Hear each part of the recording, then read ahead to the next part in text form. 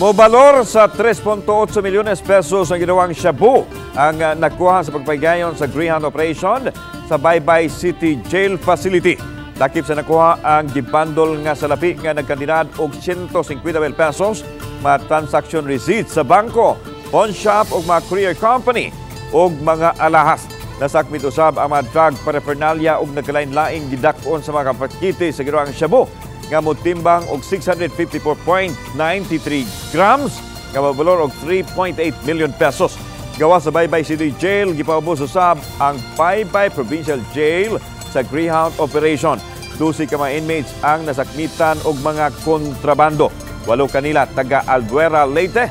Gipadala na sa crime laboratory ang nakuhang shabu aron mapabos sa laboratory or confirmatory test.